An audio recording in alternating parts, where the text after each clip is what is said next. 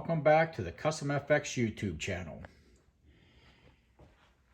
Today's video is going to be on this 2014 Harley Davidson Tri-Glide trike.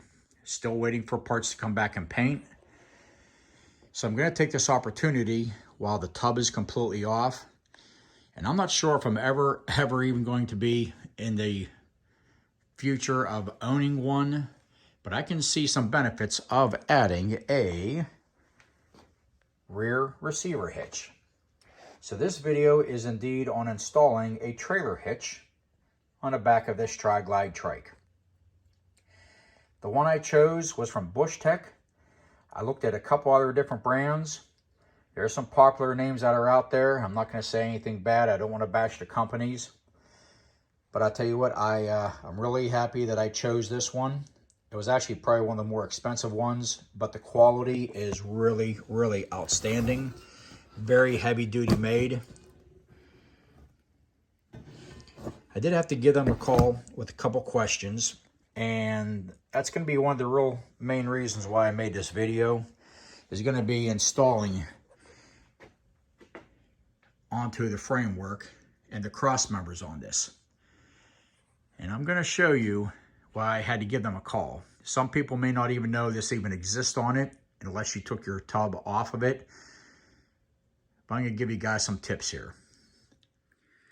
So again, as I have everything taken apart off this trike, as I'm getting it repainted for a custom paint job, I'm taking this opportunity while it's completely wide open to install this trailer hitch. It's not a bad job, but this video is going to maybe help give a visual to some things that a lot of people may not know that exist. First of all, most of the directions tell you to go ahead and take out 2 bolts, which I've already taken them out. There's one on this side and one on that side right beside the pipes. And Harley actually decided to use these type of bolts, known as a security Torx. The size is T40, so that is a security bolt. Come on, focus in. There we go. So there is one on each side. One video did show that it might not be a bad idea to go ahead and apply some heat from like a small torch and heat it up to kind of make it easier for the thread locker to come off, because the last thing you want to do is get that rounded off. But Harley actually uses these bolts to fasten this threaded, very heavy bar. Folks, if you don't know it, this is actually called a ballast bar.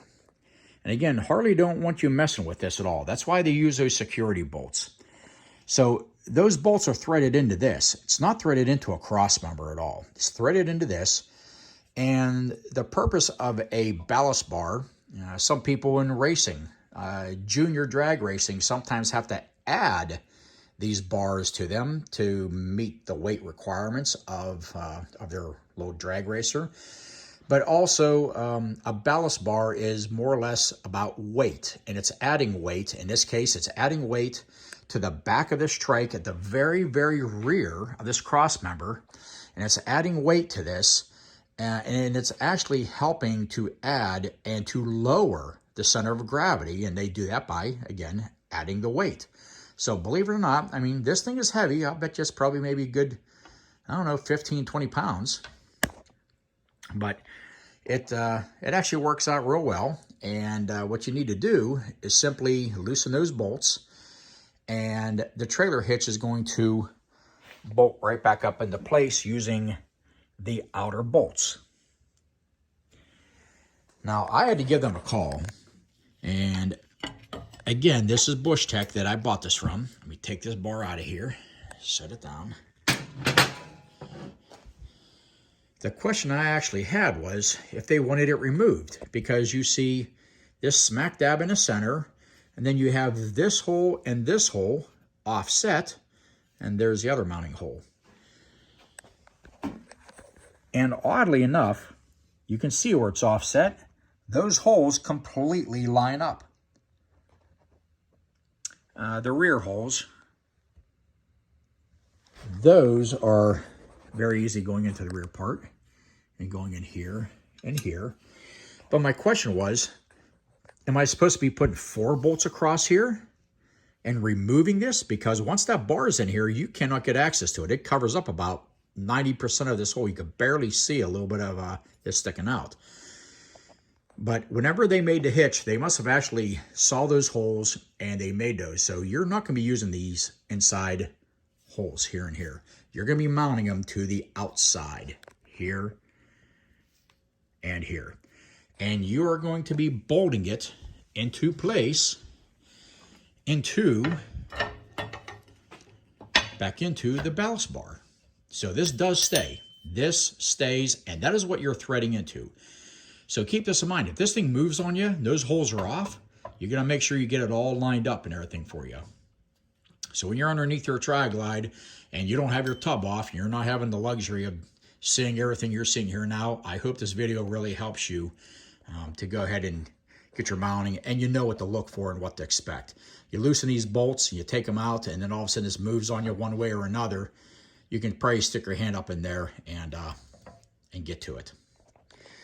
So I'm going to go ahead and start installing this hitch, and I'll cut away here and come right back. So without boring every single detail, you got 4 bolts.